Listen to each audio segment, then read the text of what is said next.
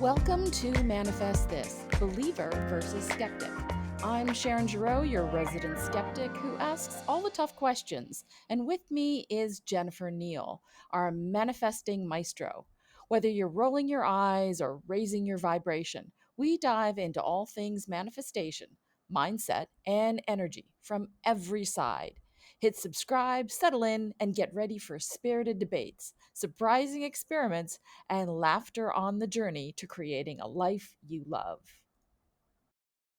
Hi, everybody. Welcome to Manifest This Believer versus Skeptic. Today, our topic is it fair to want more in a world that feels like it's falling apart? Wow, that's a pretty big one, Jen. Yeah, I know. I've been feeling it lately, so I thought we might as well put it on the table. Okay,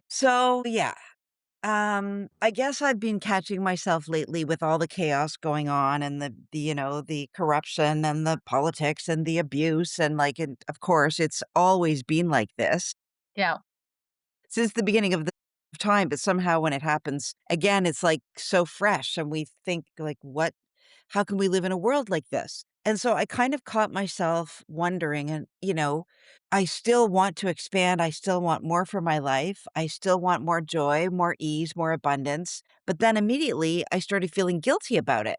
Like how could you want more, Jennifer, when the world looks so upside down? And so I just thought maybe we should explore that today. sure. But, let's be honest, the world is kind of a mess right now. There's corruption and politics and war and people struggling to pay their bills. And then there's this whole conversation about manifesting your dream life, abundance, and wealth. And part of me goes, is that grounded? Or is that just ignoring reality? Or maybe, is it actually the most important thing that we could all be doing? Wow. So this sort of leads to, a bit of an inner conflict. And it's probably where people get stuck. Because Yeah. on the one hand, right, you want a better life. But on the other hand, there's this voice that says, well, who do you think you are? Like, isn't wanting more kind of selfish? Yeah, and I mean, that's what I think we can explore today. And before I lose this thought, one of the things I always remind myself, and I can't remember who said this, was if someone else has cancer, do you wish that for yourself as well? If someone else is sick, does that mean we should all be sick? Hmm. So it's kind of like and that to me was like, "Whoa," like it right in my face. I'm like, "Of course not." So, that voice right there, the one that says, "Am I being selfish?" That's the one that I wanna talk about today because that voice is not truth. That voice is conditioning.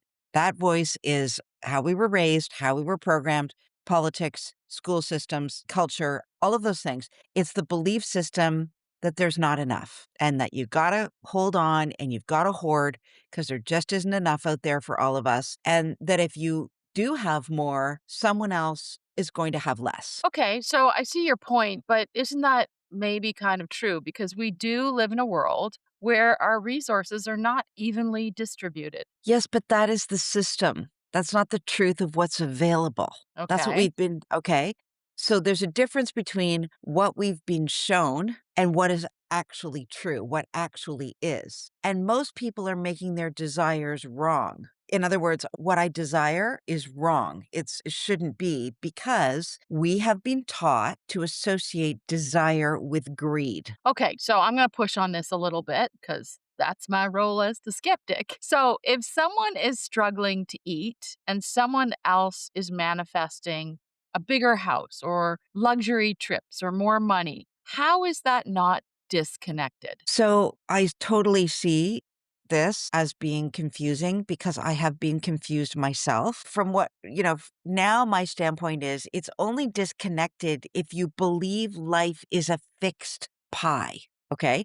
But what if it's not? So the challenge is, what if wanting more is actually part of expansion, expanding in those areas of lack, your perceived lack? What if the desire itself is guidance into a better world? Okay, but guidance towards what? Towards who you are becoming, towards who we are becoming. Because here's what I believe: you don't desire something randomly, you desire it because at some level, it already belongs to the version of you that you are growing into. Okay.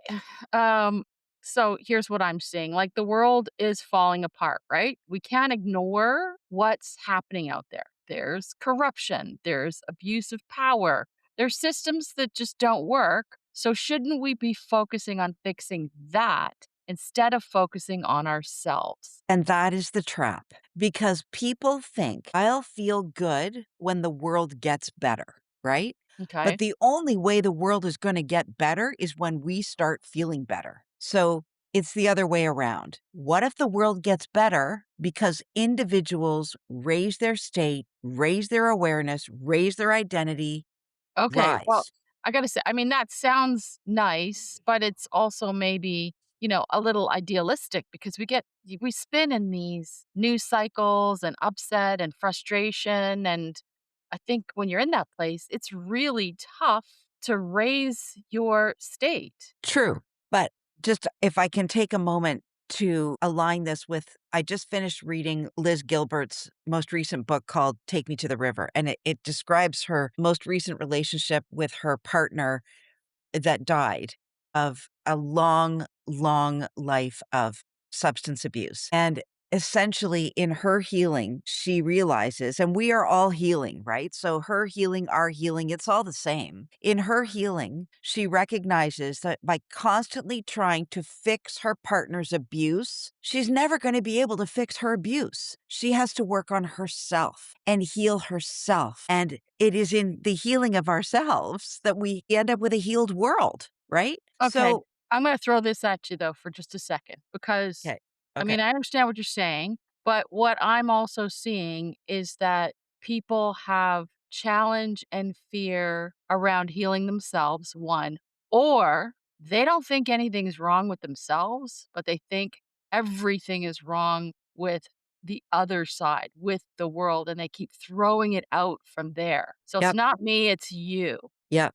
So how do we deal with something like that? Well, I mean, that's the trickle effect. You can't shake someone awake until they're ready, right? You won't heal until you have hit rock bottom. You won't work on yourself until you realize you don't have a choice. So, yeah, we have a world full of conscious and unconscious people, but that is, the end is that we're all conscious. We're all conscious of the fact that we're capable and we all are part of the problem, which is why they call it the collective conscious, right? So one light at a time, we have to start to be the light, I mean, it's interesting because what we're talking about today, I see the parallel in the world. And the right? parallel is really, folks wanting to blame externally everyone, everything. I didn't start this. It's not my circus. It's not my monkey. Yeah, Why should I have to do anything about it? If they only did X. I mean, we could see this pattern everywhere, whether it's with yeah. personal relationships or on a global scale. It's always someone else's fault. So I think it's a big struggle too. The other side of that is how people play by the rules, let's say. And there are some people who play by the rules and expect everybody else to play by the rules. And there are some But people, what are the rules? But what are the rules, Sharon? well, let's call it from a morality perspective, for example, about, stop bombing other people. And there could be rules around how one does that and how one functions in the world. So there's so much, like, we could unpack so much of this. Yeah, go ahead. So then there's a group who follow the rules and the group who don't follow the rules, and there's an expectation on the group who follow the rules that everybody should, if everybody followed the rules, we'd all be okay. But Yeah, then there's that hopelessness because you're both playing the same game of life, not by the same rule book. Can you see how I think people get frustration and upset and think, "It's not me, it's them." yeah, for sure, but what we're actually talking about is love. Like, Okay? we are talking about love. But let me ask you this, because 'cause we're talking about war in this particular topic. Has forcing and fighting and fear ever created lasting peace? No. Absolutely not. Right? Or has it just created more fear and fighting and forcing? And so that right there is, it's got to start here. It's got to start with one person saying, I'm throwing down my gun. I'm done with this. Right. One at a time. Yeah, in spite of the potential collateral damage. Yeah, like that's where we're moving is having faith in a good world, having faith in a good God, having faith in a good universe that we are capable and that love and peace and joy is available to us at any given moment. It's a choice. Okay. So this is really the identity piece that you're talking about. Yeah, it's all identity. Okay. Yeah. So here's where this lands for me. Wanting more is not about stuff, it's about identity. Because the version of you who is calm and abundant and generous and grounded and joyful, that version of you doesn't take from the world, it adds to the world. Okay. But you can imagine too, people hear wealth and think excess and greed and disconnection. Yeah, because they're associating wealth with the wrong identity. But let's face it, without wealth, we can't feed more people. Right. We can't go to all ends of the earth. With wealth in the hands of someone that's conscious, the impact, the choice, the freedom, like we only know the other side. Well, that's Right. not true. We do know the side of good wealth. We just don't see it show its face. Or, may I argue, we like to look at the examples of wealth that are greed more often than we highlight on the headlines the examples of the Good Samaritan. Well, and here's the other thing. I'm going to sort of put this on the other side. So, I understand that we don't necessarily see it in the world. And here's the thing I find most incredible, that sometimes there are folks in the world who do give without the expectation of having their names on a building or the kudos or the gold scissors cutting the ribbon. And Mackenzie Scott, who was the former wife to Jeff Bezos, is someone who comes to mind in that respect. She's given away like $26 billion of her fortune, and she does it quietly, and she does it without fanfare and media and all that stuff. So I think part of what I'm hearing from you, Jen, is that there are people in the world, whether they're giving away billions of dollars or they're giving of themselves, are participating in that wealth of consciousness, that wealth of giving, whether it's of their talents, of their hearts, or of their money. And we just need to spend more time paying attention to that and focusing on that. Yeah, I mean, listen, you and I are 2 tiny little specks in the universe of the world. We're important specks, we are loved specks, but we are specks, right? Yeah. But we get up today at 6:30 of our own time, out of bed, to bring a message to people that hopefully might make them pause and consider their impact, their consciousness, what they're capable of. You know, it's these tiny little acts of raising consciousness that matter, and they're happening all over the globe. Mhm. So here's the line I really want people to hear from all of this. Pay attention to what bothers you, the news, the fear, the fighting. Pay attention to what bothers you because it's showing you where you have unconsciously decided what is and isn't meant for you. And if something or someone, specifically when it comes to wealth, if someone that has more triggers you, that's not about them. That's revealing your own ceiling. Okay. I understand that. I mean, I think also guilt is probably a really big part of this. Yeah. Feeling worthy and having expansion because people feel guilty about wanting a beautiful life while others are struggling. 100%. But that guilt is learned, right? We're not born with that because think of babies, they have to grow. They have to want more.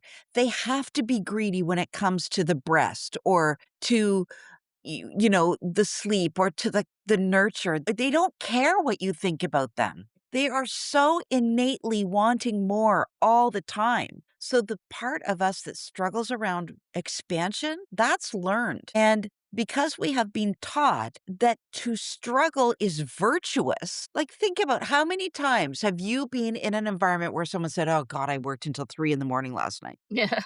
Right? No Like pain, no it's this gain, baby. No yeah, pain, like, no it's gain. this ego, it's gotta be hard, it's gotta be hustle, we've talked about this for a year. You know, struggle is virtuous, but if it comes easy, you're either selfish or you're doing something on the sly, right? So, but what if that is all backwards? What if your joy, your abundance, your alignment actually gives other people permission to also rise. Or it might make them feel worse. Only if they're still operating from a comparison perspective. But eventually, expansion becomes contagious. I see it all the time, even in Right. my own friend group. Yeah.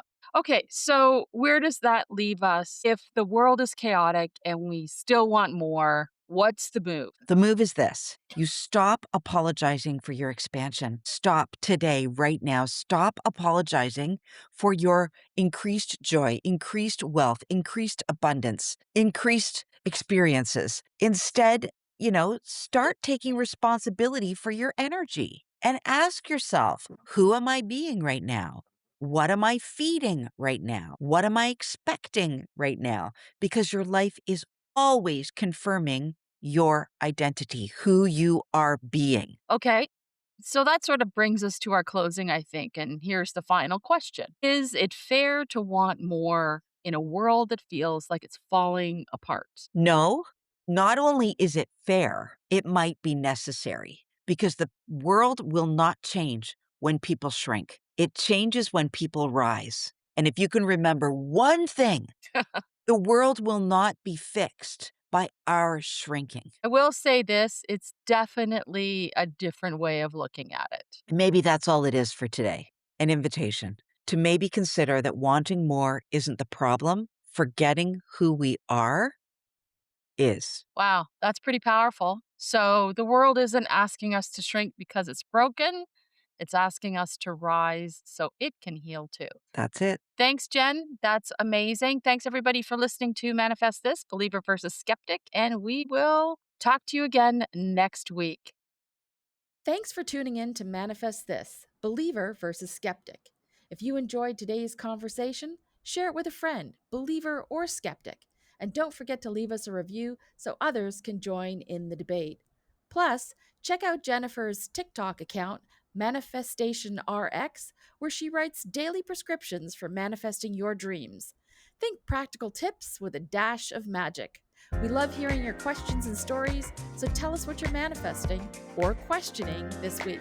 Until next time, keep an open mind and maybe manifest a little magic.